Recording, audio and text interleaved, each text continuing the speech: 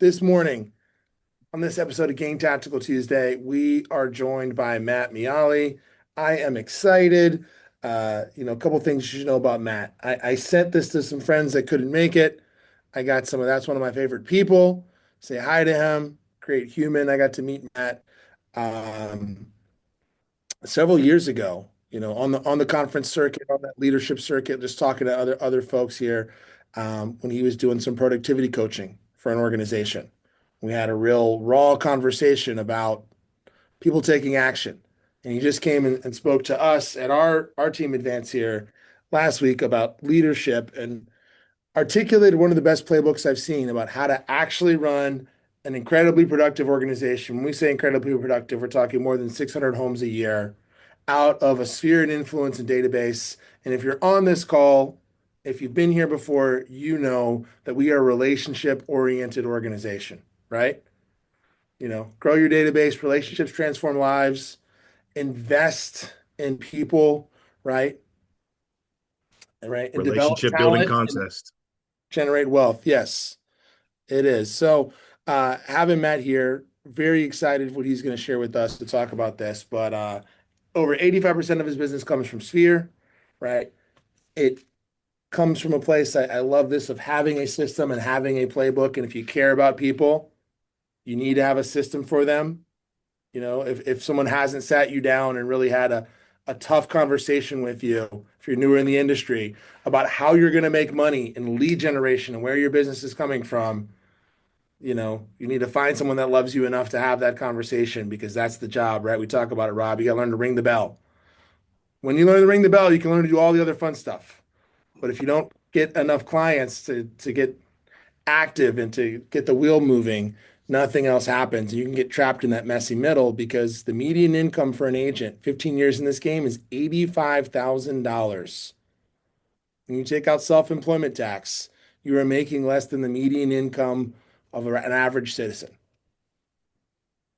right? So, hey, cool. Matt is back here. So you were telling Back. us you're from you hail from the Empire State.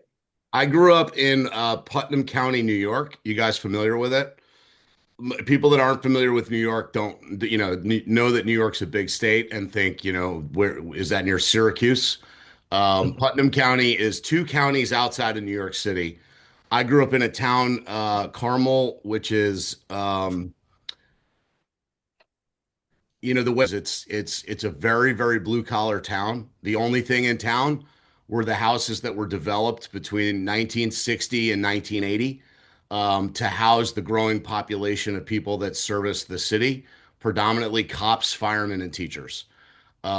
Everybody I knew, every kid I was friends with, their parent was either FDNY, NYPD, or a teacher somewhere in and around the greater metropolitan area. I didn't know a single, I didn't have a single friend whose dad was a lawyer, or even had any inkling of going to law school. I didn't know anybody that worked in business. None of my friends' parents wore suits. It was as blue collar as you get. Just construction guys. Um, pretty sort of, traditional place to grow up. And the interesting thing about growing up there was that we were under an hour into the city, but I lived on 11 acres of land. So, like, we were still on the metro line, but I grew up sort of like very much identifying as a New Yorker and spending a lot of time in the city, but like catching frogs and crayfish on the weekend and chasing chickens around neighbors' yards. There's a really, really weird kind of way to grow up. Like, so when I went to college in New Hampshire in 1993, I don't have the accent anymore, but like I sounded like a New Yorker. All my family's from Long Island. I had the accent, like but I was like a hick. I was like a hick from the sticks. So like it was such an interesting way to grow up. Um, I love it. I wouldn't trade it for anything. It was a great way to sort of start my life.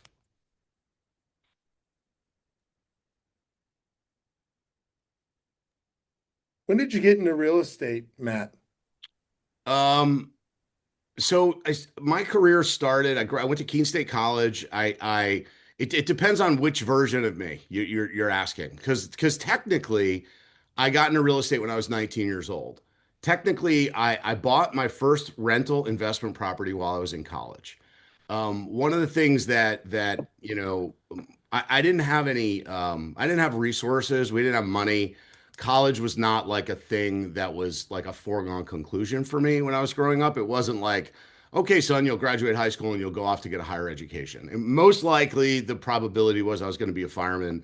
That was what most of my family was. And in fact, I did follow that path.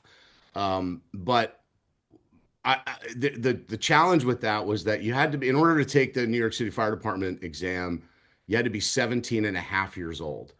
And it's only offered every 4 years. And so I was offered the test when I was 17. I was too young to take it. So I had this 4 year waiting period where like I didn't have a plan.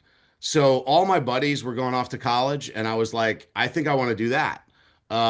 So I didn't have any, again, there was no college tours, nothing like what we've done for our kids. Like we didn't have college tours. We weren't like, talking about SAT prep or anything like that. Effectively, one morning on the radio announcement at school, they said today's the deadline for all SUNY University applications. They're all due today, and it was like April, or something, and I was like, I want to do that. So I went to the guidance office, the guidance counselor's office, and I was like, hey, I think I want to go to college. And they were like, looked at my grades, and they were like, you got a shot. Fill out these forms and whatever. And I was like, well, how do I know where to go? Like, what do I? And basically there was a file. This is 1993, right? There's no online college, U.S. News and World Report, nothing like that. So they're like, there's a file cabinet, and in the file cabinet are applications for colleges. And I went in, and there happened to be this application for this college in New Hampshire called Keene State College. It was cheap, which was really important because I had no money, and I literally had no idea how any of this was going to get paid for. Um, so I was like, this one looks inexpensive. It's about 3 hours from home. New Hampshire sounded exotic. I mean, I'd never traveled. I'd never been anywhere. I mean, we went to Disney World when I was 12. That was it. So I filled out this form to Keene State College, and I got in.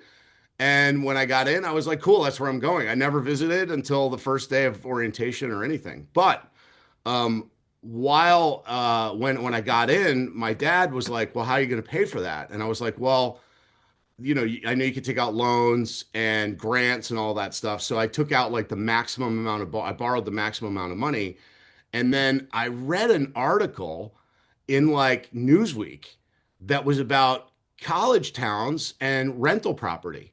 And I read it my freshman year while I was at school living in the dorm. And it basically was like if you buy a property, you can rent it to your roommates and live for Mhm. free. And also you can get in-state tuition, which was like half off. Like tuition was like 13 grand, which meant I could get like seven. So I brought it to my dad, and I was like, listen, I think this is the way I think I want to do this. And he was like, okay, you want to buy a house? And I was like, I want to buy it. I want to manage it. And to his credit, he was like, okay, I'll lend you the money for the down payment.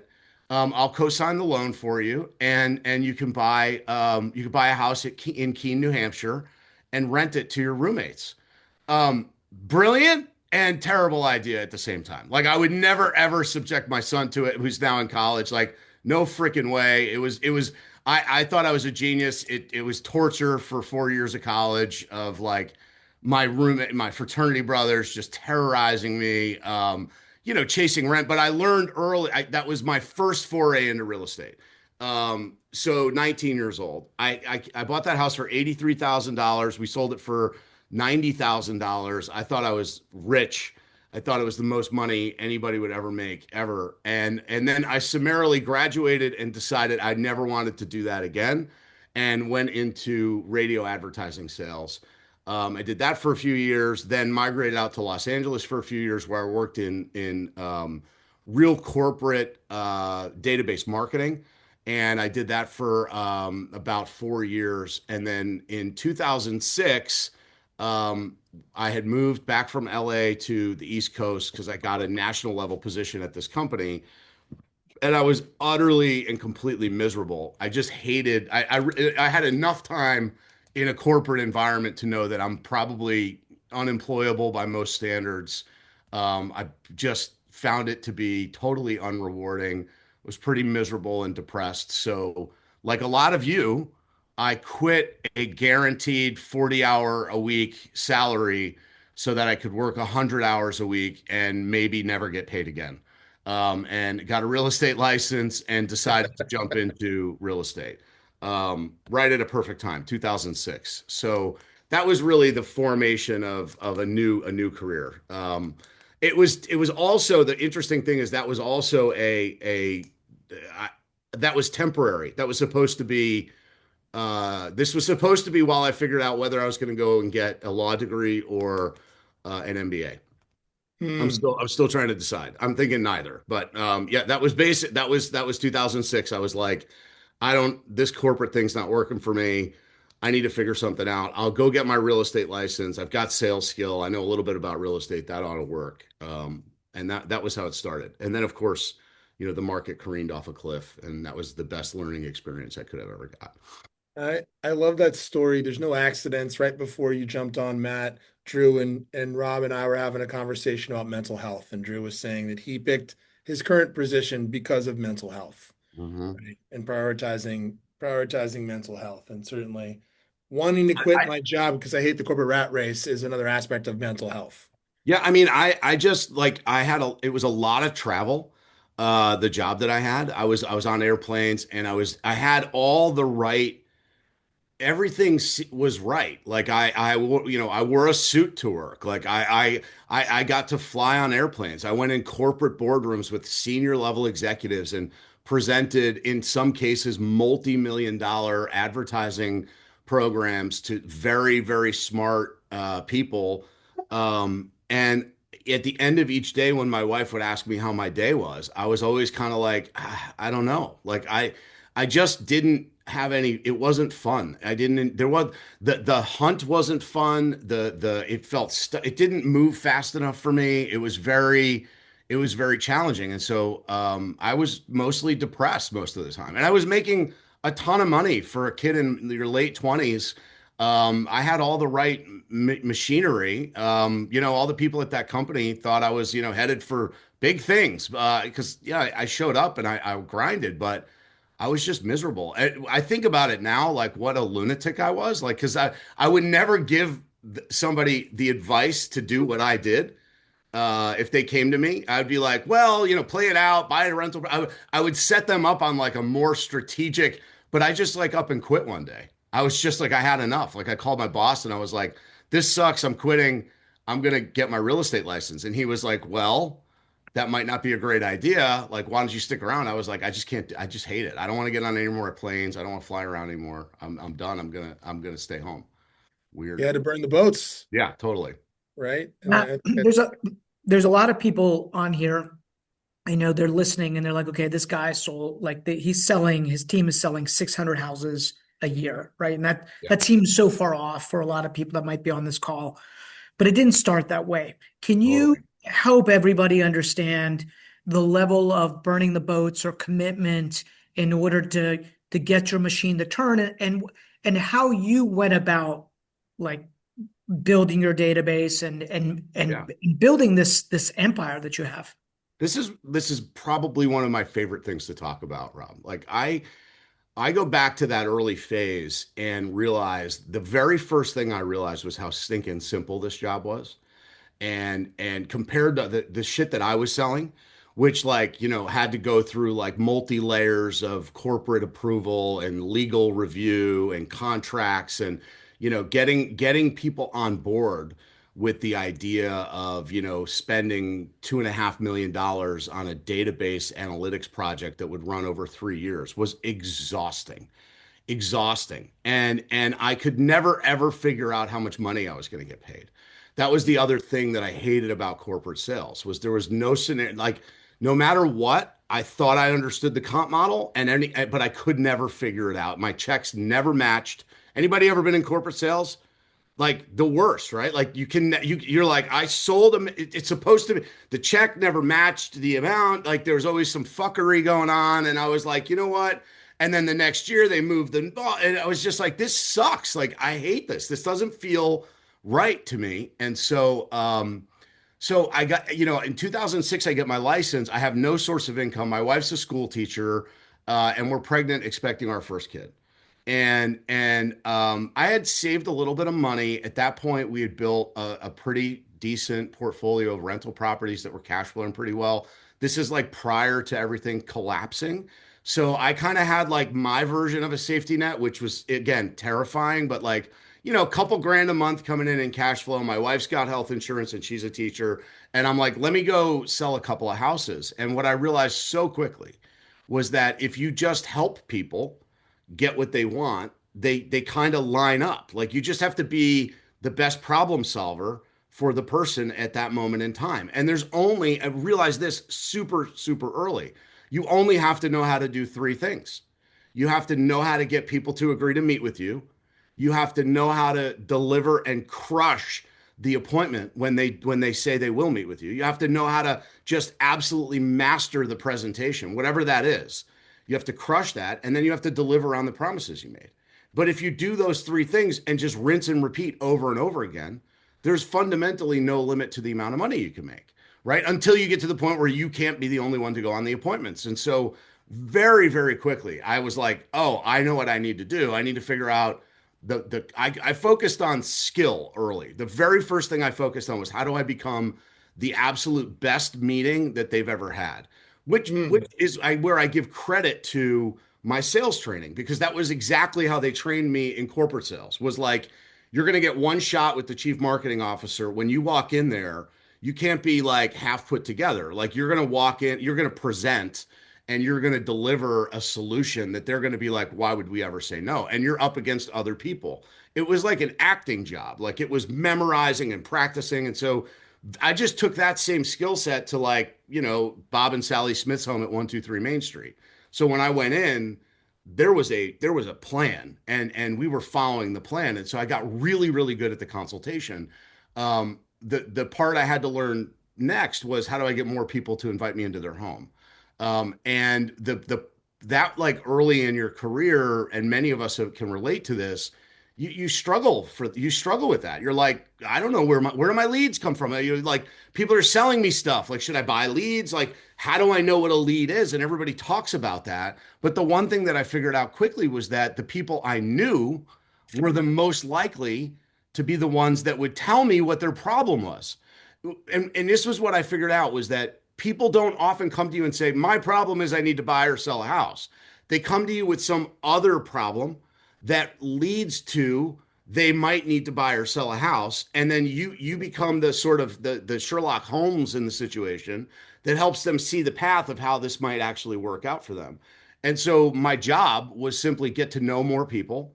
And the more people I got to know, the more problems I would discover that I could potentially solve by helping somebody buy or sell a house. And so it was just every day. It was just wake up every day and go meet more people. So I did that predominantly. My business, when I started, there were two things that I did really, really well. And I tried all of them. I did the FISBOs, I did internet leads, I did everything. But the two things I did really well were open houses and business to business networking. Those were places where I knew I could go on a weekend and stand in a house and literally leave football on in the background, and that people would walk in. And Hmm. if those people would walk in, I knew again how to crush the conversation. I had a plan. I knew exactly what I was going to say, how I was going to say it. I didn't care if there were 20 people there or one. To me, it was one opportunity every week. All I wanted was one person to say, "I'll meet with you this week." And if I got that one person each weekend to say they would meet with me that week, that meant I only had to get one more appointment that week, because my goal was always two consults a week. And I knew that if I did two consults a week, I was on a path to sell 40 homes a year. And that was just early Matt. Like, I just played the numbers game. I just played the numbers game. Do as many open houses as it takes until you get one meeting. Make sure that you're meeting new people every single Hmm. day. And I liked talking business. Rob, you can relate to this because we've sat in rooms and done it. I loved talking about business. I came from this blue collar background where there were people that ran plumbing companies and electrical companies and contractors. And I love talking to those guys and I love construction. And so I did a lot of networking through the trades and would get to know other, because here was the other thing that I figured out.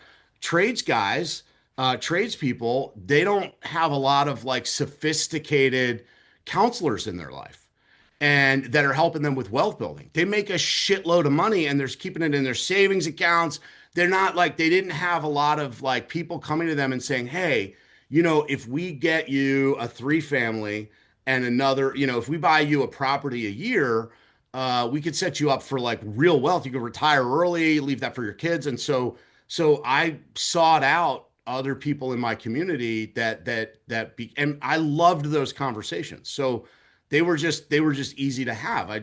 Tell me about your business. Like, how'd you grow it? Like, when did you start? Where'd you go to trade school? That kind of stuff. And I just got mastery over the B2B console.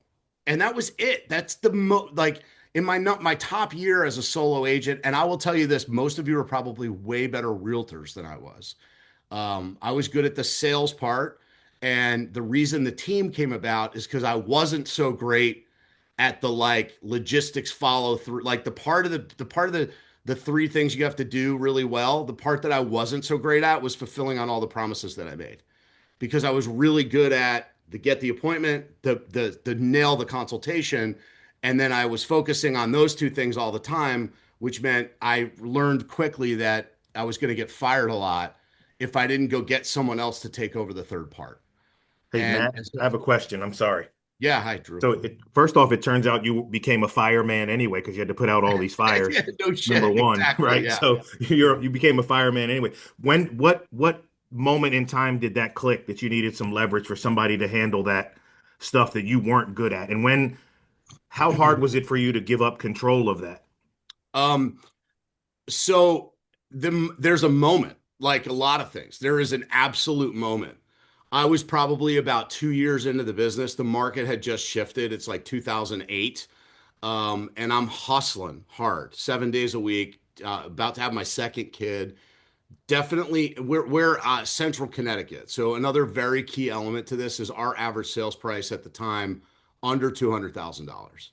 Like Mhm. people think we're Fairfield County, like under $200,000. So I am skimming single digit $1,000 checks every time I get a deal, right? Like we're just stacking deals. By the way, best gift you can ever get to have a production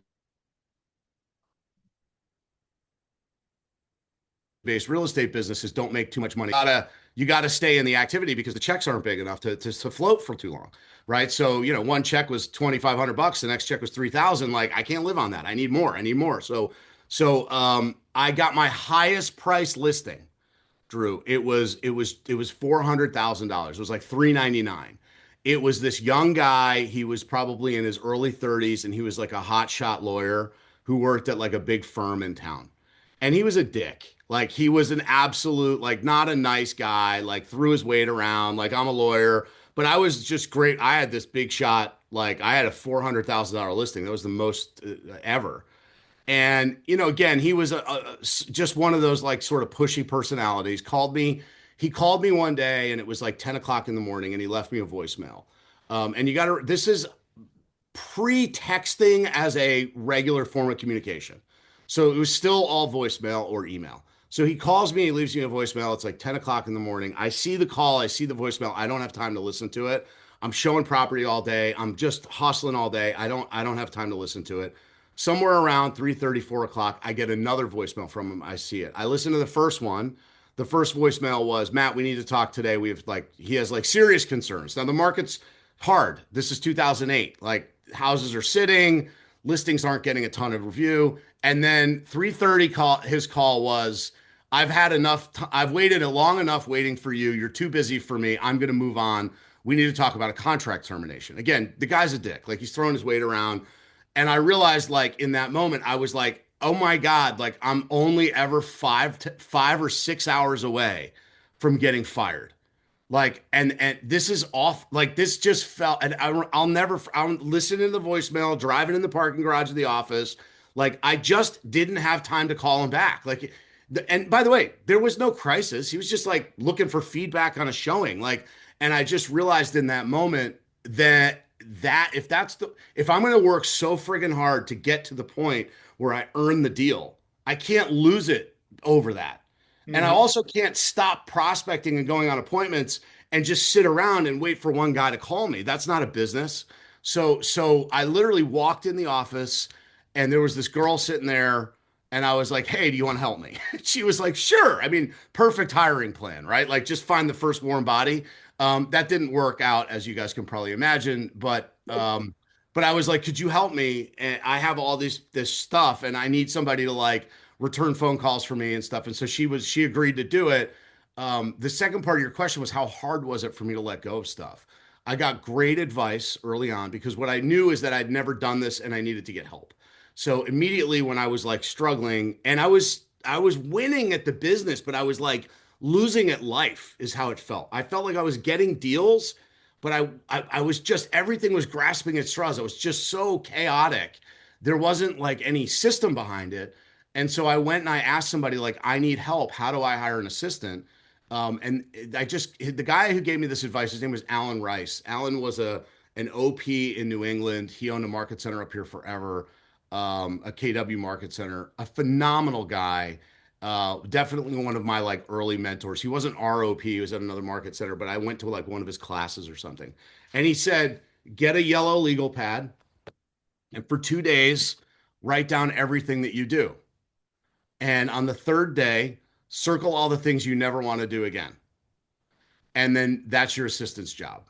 And I was like, that's brilliant. Back then, how many of you guys were in the business in 2008? I mean, two of the coolest things that I love to talk, like the first thing was I hated scheduling showings. And this is a buyer's market. Most of my business was buyers. But scheduling showings, there was no showing time. There was no click a button and look at it. I had to call the office, tell them what time I wanted to go. They then had to call the seller, get permission, and then call me back and write down what time we wanted to go. So the scheduling of appointments in an efficient way. By the way, I also remember figuring out that I was doing it differently than other agents. Other agents would show one property at a time simply because the logistics of scheduling a tour was exhausting. So I was like, I would print out like 6 or 8 property sheets. I would hammer out the calls to the offices, write down on the top what time I wanted to go. They would call me back and I'd be shuffling them all day just to get a tour together. So the first thing I decided was that's going to be her job is she's going to schedule showings for me because I was doing showings every single day. The second thing was she had to stop the fines, which was because we got fined by our market center if paperwork wasn't completed properly. And I never had a complete file. Every file went in missing something, some signature gone, something not completed right. So it was like, immediate so I just looked at it like cost of business, like every file cost me 25 bucks, right? It was just, and our broker was always pissed at me like, dude, you have to slow down. And I'm like, no, I can't slow down and do that. It's such a waste of time. So it wasn't hard for me to let go of that stuff, Drew, because it was stuff I hated doing. So immediately control that like I didn't need to be in charge of that. I couldn't wait to not be. I did have to learn that early iteration of leadership, which is that people won't automatically know what you want unless you teach them. And so that was like, okay, they're not going to figure this out just on their own. I'm going to need to sit down and show them exactly how to do it. And then I'm going to need to give them permission to also screw it up a few times because they've never done it before. And I can't be a dick. I can't be so holy rolling terror to come rolling in and being like, how dare you screw up my showings? You're fired. Like that wasn't the goal. The goal was to get them awesome at it. So I had to learn to be slow enough to get them to be great at it so that then I never had to do it again. And those were the first two things. So, but that was the moment. The moment was that minute where I realized that what I wanted was not going to be achievable by myself and I was going to need someone else to help. I I love that you asked that question, Drew. What Matt said, and it was the time you froze, was the greatest gift that you could give is to be forced to have a productivity-based business of Yes. not making that much money. So you're just focused on production. And production heals all these things that you had so much production where you're like, I can figure out the paperwork because school teaches us how to not get fined. Is Right. does nothing about production. Yeah, that's Um, exactly right. Yeah. so I love hearing where you came from. Let's say I'm sitting on this call. I know we've got a couple of newer agents. To get someone that's going through our orientation right now, ready to get started. What is their 2026 playbook, Matt? I think you already nailed out the some Yeah, of the I mean, basics. you're a brand if you're a brand new agent in this business, so we have a again, I live and run my business by the theory of low-hanging fruit. Like I do the simple thing first. It's just like everything I've ever done and anything that I bring to the team, it's like, does this help us sell one more house? Because in what I figured out in this business is there's enough of that we try to jump over. And when we jump over the things that will help you sell one more house, you wind up never getting enough sales. You're skipping over the simple to get to the complex, and that's the opposite of what we ought to be doing. So if you're a brand new agent just starting, you're coming out of orientation, your very first job is make sure that you have 250 people that you can talk to consistently that know who you are, not strangers, people that know you. And then your next job is make sure that you have something consistently to say to them that delivers value. And that isn't, hey, did you decide to buy, sell, or invest in a house? Did you know anyone who wants to buy, sell, or invest? That's not value, that's sales. So what kind of value can you offer to those 250 people? And then the next level of the job is keep adding people to the 250. The more people you know that know you as the person that will solve their problems, the bigger your business grows organically. You don't have to hunt for very long. Eventually, you're just at the center of the wheel. And so, my favorite one, and we do this on our team, it's the very first thing we teach every agent when they come out of our agent production academy, is what we call the vendor referral script. The thing about your business is that people think of you when they think of their house, and houses break all the time. They break in lots of different ways. Outlets stop working, plumbing leaks, driveways crack, roofs leak, like things break all the time.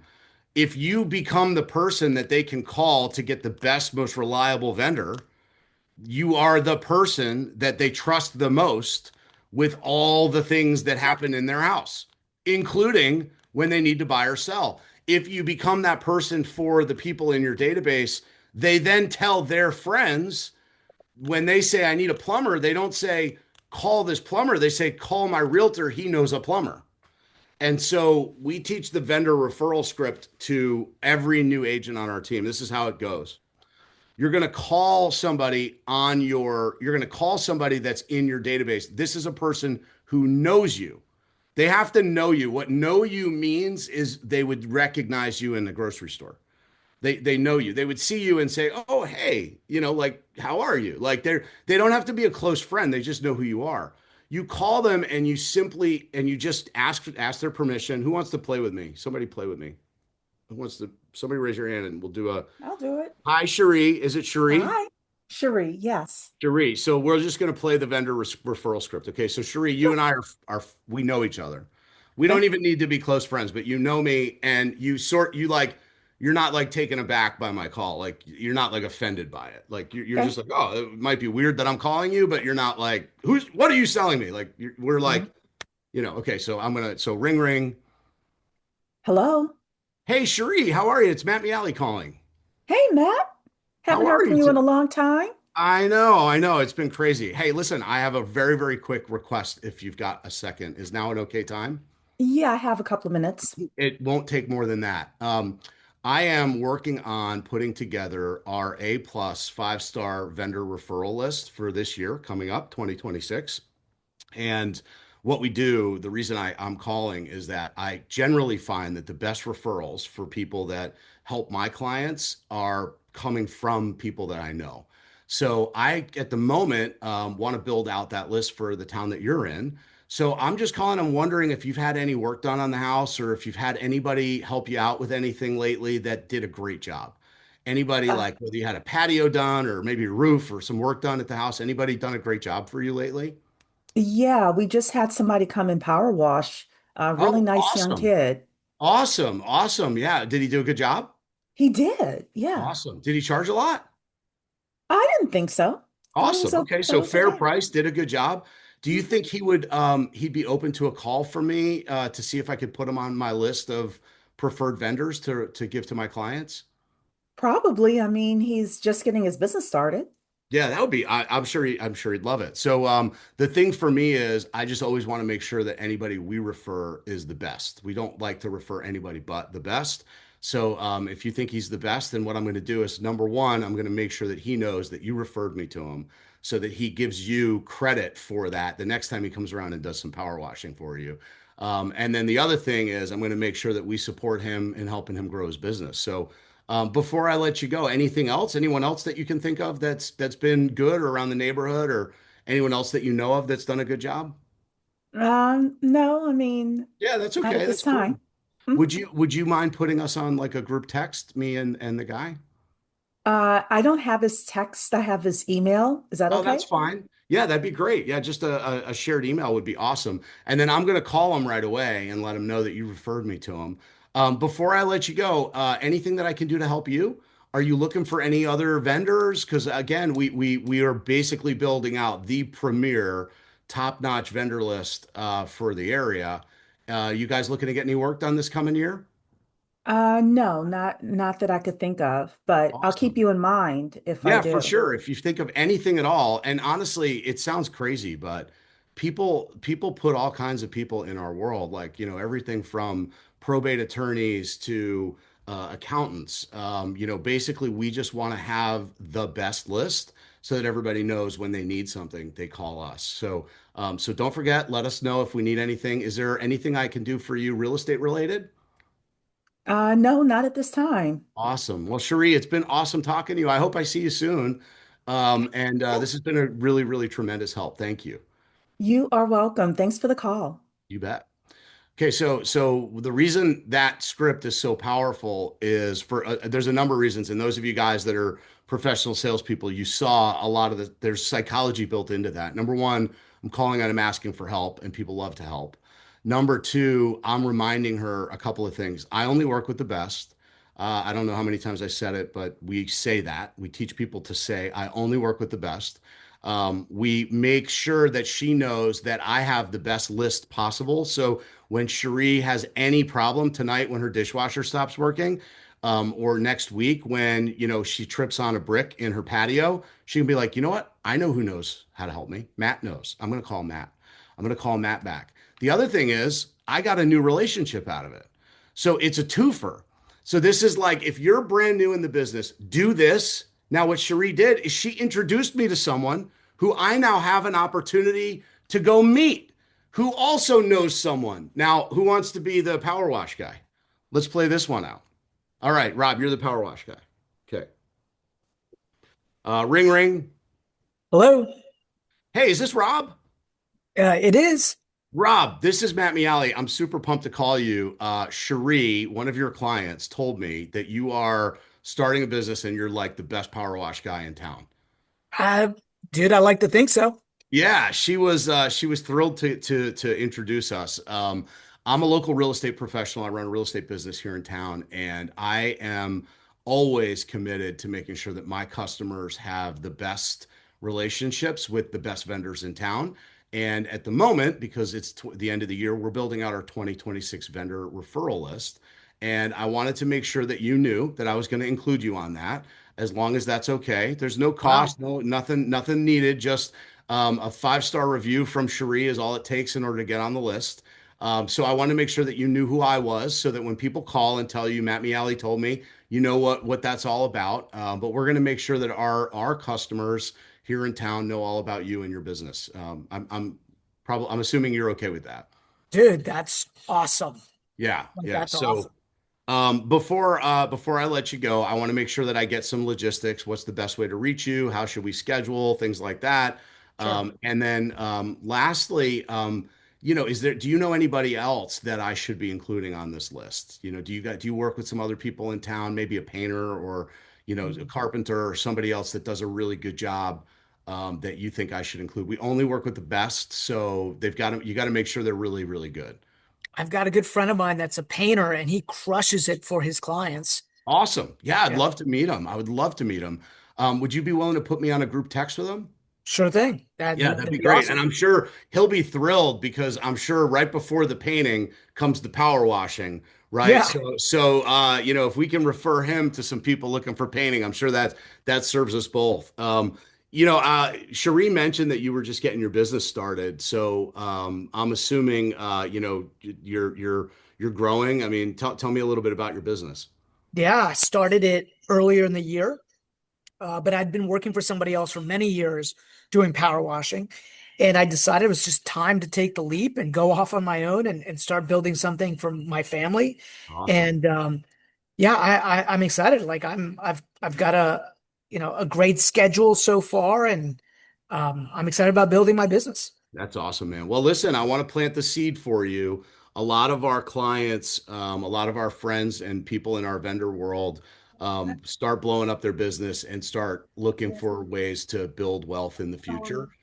So just going to plant the seed for you when the time comes and you're looking to buy your first investment property, which is an inevitable outcome for somebody that's building a successful business. Make sure you remember how to reach me and we'll stay in touch. So is that something you'd considered in the future? Yeah, man, I love investment real estate. Yeah. Love, right? We have Yeah. one, we want to buy more, so Awesome. for sure. Awesome. Well, do you Yeah. want me to put you on our list when we see good deals? Please, Yeah, please. It would would be love to. amazing. Awesome. All right. So I've got your contact info. You're going to connect me with your painter.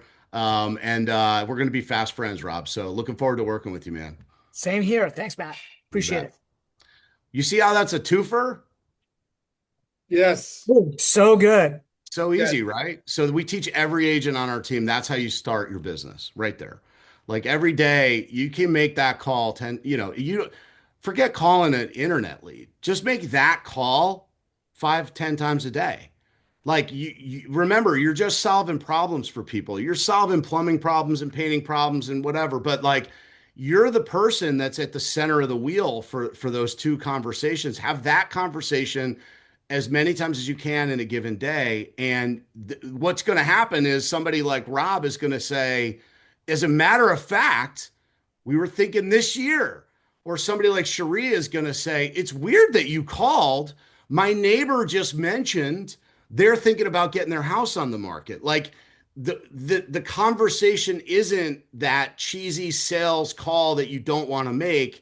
It's I'm here, I'm an ambassador for the community, I'm trying to help you. I'm trying to do something that's good for all the people that I serve. And they're going to be like, well, you sound like my kind of guy. I think I can help you. It's an easy way to start a business. The one thing you'll never get away from, and this is the one that everybody wants to, is picking up the phone and calling people. Like the outcome has to be at some point that you're going to have live human to human conversations. It's imperative. You will not be able to skip over that part. So that's the thing that I see agents fail at the most is just not making peace with the fact that you're in a service business and the service starts with verbal dialogue. Mm-hmm. Success leaves clues. I mean, it's so eerie listening to this, Matt, because I it's so similar to my playbook, personal play as I built my database, right? I would call my sphere, people that I knew. I would call them with the same, like you need to understand that the psychology of a script in the beginning was, hey, do you have a quick second? I need that like he was getting straight to business, right? So do you have a quick second? It'll just take a quick second. So there was okay, cool. Yeah, I got a quick second, right? So it'll be efficient with time. That so many people, when we were taught remember, Matt, the old scripts were like, hey, this is Matt Miale with Keller Williams. How are you today? Yes. Great. Yeah. So how's the family? There's all this rapport building in the front, and people are like, what the hell is Matt Right. calling me about? Like, Right. Right. right? Right. That It's weird. didn't work. Yeah. It's weird. It's It's weird. It's uncomfortable. Like it's weird. It's yeah, uncomfortable. totally. Nobody did that, right? But if Right. you call and say, "Hey, do you got a second for just a quick business matter?" They're like, "Sure. What's up, Matt?" And Yep. then you get into the script, right? So like those were all the calls that I made. And there was only four ways really to add value. I tell people it's like you help somebody make money, save money, you make them somehow smarter, right? You entertain them. Right. And so I was always leading with a form of like giving. I love your way of doing it. It is so good, guys. Like listening to this is literally like a master playbook. You said this is how I expect everybody to start the business. Dude, like this is a never-ending cycle. They could do this like I for did it forever. This is like I forever. said, like the things that I did well were open houses. Open Yeah. houses was what I call. So I break the business into three buckets. When we do a 1-3-5 business planning for all our agents, I tell them, I'm like, I'm going to give you the cheat code. There's really only the three priorities are database, prospecting, and your mindset.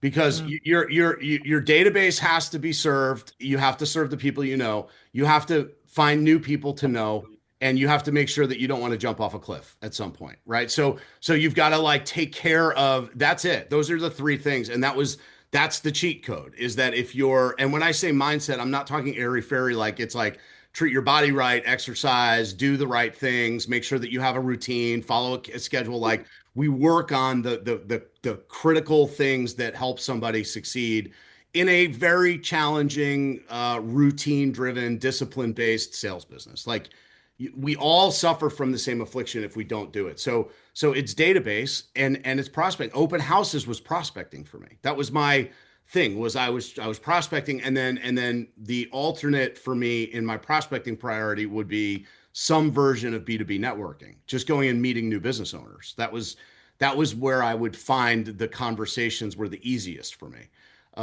And so like some of you now, again, I came out of like a corporate sales background, so B2B conversations were very natural to me, and I was really just naturally curious about it. That doesn't have to be your thing. Maybe you're into collecting guns or dance or whatever, or Broadway shows. Go hang out with those people. Like the thing is there's people that like the same stuff that you like. Go hang out with those people. One of my business partners in Massachusetts literally started like a modern day Elks Club. It's called the Milford Social Club in Massachusetts. It's brilliant. The chief of police is a member, like all, and it's a private social club that he started. That he and a bunch of guys bought a building. There's a pool table. There's a bar. Like, and they do events. They do a ton of charity for the town. It's like a volunteer fire department without having to put out the fires. Like that's what they do because Hey, that's what he likes to do. eh, hey, Matt, good to see you, brother. It's been a No, while, and Chris. plus, I love the hoodie, man. It's my favorite hoodie. Let's Amen, go. man. Um, hey, one quick question. I'm curious about if you're making these calls and you get 10 people that all recommend a painter. Um, do you put 10 painters on your vendor list? Like, how do you handle The that? best question, Chris. I love it. Let me let you guys in on a secret. There's no list. Yeah, there's no list, okay? The vendor list is you. You're the vendor list. You know who they are. You have the relationships. You build the relationships. And so there's no like PDF version downloadable. This is Matt's referral list. You want them to call you to get them. Now I know, like I have the list. I know who the painter is that I'm going to refer. And a lot of that, Chris, depends on uh where's the relationship at? Like, I might need to throw a referral to a painter at some point because, hey, I haven't heard from the guy in a while. And last time we talked, this was going to happen. So I'm going to call him up because I want to deepen the relationship. So every dialogue for me with every vendor, with every relationship was about deepening the relationship and solving some version of a problem for them. The other thing that happens, which is also just a total sidebar, I don't know how many businesses I created by merging people together who eventually became partners. Like you said, like 10 painters who I wind up saying, "Hey, you paint in the same town as this guy. Do you guys know each other?"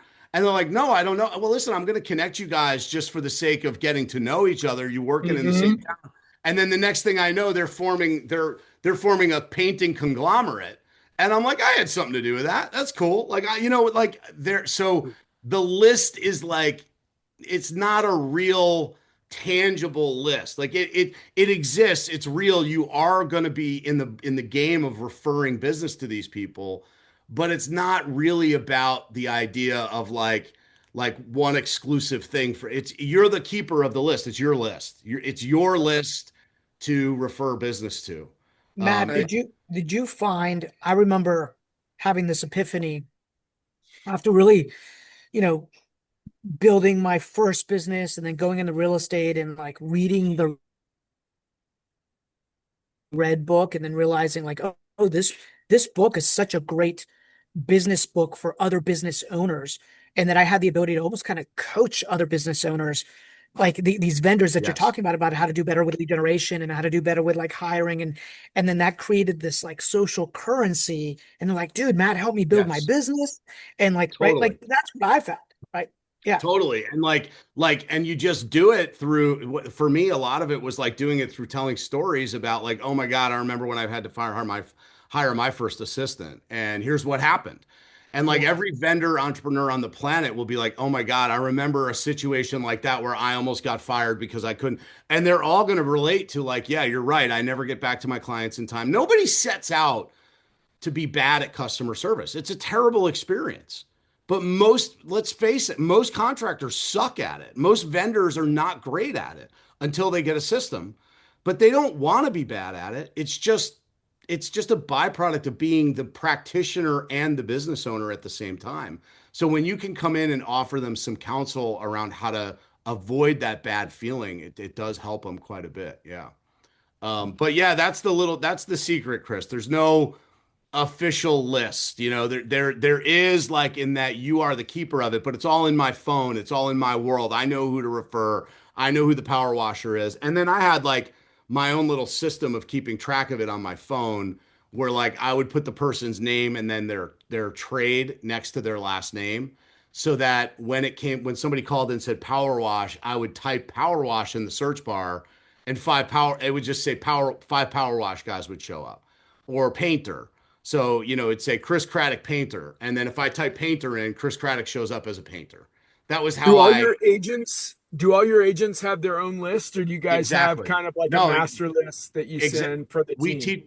teach them to have their own list. Like the idea is again, this is database built. This is one of our sort of core fundamental like strategies for why we're able to consistently build a business that does 85% repeat and referral business from our sphere because we teach the agent how to build a network of relationships in the community that they serve.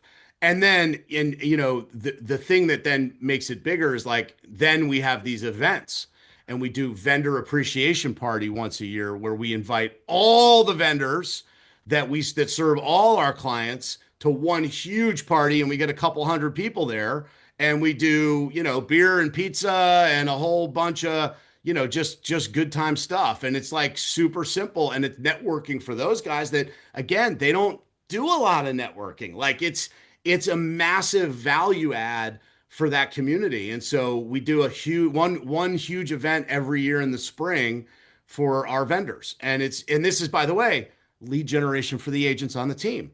We're saying call all your vendors and tell them we're having a party on April 11th in this location and it's going to be beer and pizza for included or food or whatever and it's going to be a networking event for people for people that we serve. Super simple. And then they're on the phone calling people, having conversations, which just creates relationships, and relationships lead to sales. I love that, Matt. That's fantastic. There's one thing I wanted to just double tap on because and I highly recommend this is going to be on YouTube. All of this is on our YouTube channel, youtube.com/grid investor. Is go back and listen to Matt's script because Matt did a couple of things that were very technical, right? One, it's he had practiced the phrasing to talk about how this is the best list multiple times. Two, he asked for the second vendor, ask for the second referral. It's the same tactic when you're asking, you're making your referral phone calls. Who do you know that I should know? Asking for that second piece of business. Like Small thing, but that will exponentially increase your opportunities over time, right? Um, I thought those two were really, really smart. Cherie has her hand raised. Um, Question for you, Matt. Do you leave voicemails for like the people like me that you are calling directly that's already a part of your network? And then do you leave voicemails for the vendors, or do you just like not leave a voicemail and just continue to call until you get the person on the phone? Yeah, no, I never leave voicemails. That's what I thought, but I want to It's confirm. just my thing, but let me just show you why. If anybody's ever called me, you're gonna recognize this. This is my voicemail box. Notice they're all not listened to. um, like I don't listen to them. My voicemail says don't leave me a message, send me a text. So I don't do voicemail. I don't leave them. I don't think people are going to call me back. And so I just my thing was always like speed. Again, the theory of low hanging fruit, right? Like run the business by low hanging fruit. It wasn't really about who I was calling in that moment. It was about how many people could I talk to in that day. And I have an hour. I'm trying to talk to five people. I'm going to spend an hour trying to talk to five people. If that person doesn't call me back, that's cool. I'll get to them next time. I'll just call them until one. And some days, some people will never answer. It was always just if I can deepen five relationships in the next hour and get five more people that I can talk to in the next hour, that means that I talked to 10 people today. That would be 50 people this week. If I do 50 people a week, that's 200 a month. If it's 200 a month, it's 2,400 in a year. I'm bound to find 40 deals. Like that's how my head works. Is like I'm only trying to do 40. 40 makes me an amazing amount of money and makes my life work really, really well. If I talk to 2,400 people this year, I'm probably going to find 40 opportunities. So I got to do 10 a day. And that was it. That was my model. Matt, absolutely love it. Last question. We've got to wrap it up and respect your time. But dude, I know I could tell everybody's on here. Like this is so good because it's so tactical, right? Yeah. It's so tactical. It's very real. Um, you're helping your agents build their database. Did you see a correlation between database size and the amount of transactions that they were doing? Do you track their database size? What's the goal? Absolutely. Yeah. Okay, cool. I want you to connect those dots for Yeah, everybody. always. I mean, look, the whole thing is I don't like cold calling. Anybody relate? Like I don't like cold calling. So I was just like one of the early people in the business that admitted it. Like everybody would talk about like we're up at 7 a.m. and we grind out calls and call, we're amazing Navy SEAL level cold callers. And I was like, I don't like it. Don't want to do it. I don't like it. I did it, but I don't want to do it. And I felt like such a waste of freaking time because the ROI time on task was so low and it was just such abuse. It just felt terrible. So again, if you're one of those people that does it, I'm not telling you not to. I'm just saying that I didn't love it. So to me, the game was build as many relationships as I possibly can, as deep as I possibly can. And inevitably, the bigger the database got, the more people thought of you when they thought of real estate.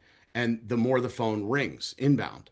So then the less outbound calls you have to do to go cultivate opportunities. So that was effectively the entire nature of it.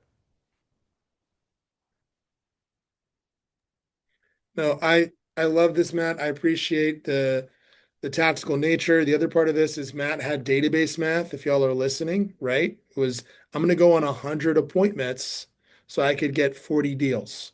Yep. Like, right? What is that database math for everybody? So somebody is gonna go take some action after this call and start making that vendor list. And we're gonna be back here in a year and they're gonna have a totally transformed business. I hope Yeah, that go it's do it, you. guys. We have the best track. We have a track record that proves this works. So Yeah. like I always say to people, like don't take my word for it. Look at our Ooh, track record. talk about your per agent productivity. Let's end on that because I think that is why Matt is a name we all listen to in the industry. Among many other things, though, is because it's pretty remarkable what each agent is actually doing on his team. Yeah, I mean, the typical agent on our team, on average, our agents will sell between 25 and 30 homes a year, most of our full-time agents. And we have agents that do 50, we have agents that do, 13. But when we average it across full-time agents on the team, we see between 25 and 30. Which, again, that's about 4 times, 5 times the national average for a typical agent. And that's consistent. And the reason that I have a lot of confidence around the business is because we've seen it consistently play out where we bring an agent to the team that's never sold real estate and we can very, very rapidly within 12 months get them to that number. And it's all this stuff. It's things like what I just taught you this morning. Like it gets boring. And trust me, agents on the team will come to me and say, like, there must be something else. And I'm like, nope, this is it. Just do this. Well, there's probably, and I'll say, like, there's probably something else, but why? What's the point? Like, this works. Like, this works well. This works at 5 times the national average. Like, you can mess around with something else, but why not just do this? This works. Like, the goal is serve the most people, make the most money, build the life you want to live. Like, here's a path. Like, just do this. It works, and it works better than average. So, like, I don't know. That's our track record. That's how we roll. So, guys, You're it's been speaking awesome. our I language. Thank you, Matt. Appreciate your time. love spending the time with you. I've got to bounce. I've got a parent teacher conference I got to get to, and I'm probably gonna be late. So see you Thanks, later. Matt. You guys are the best. See ya. Bye. Thank you.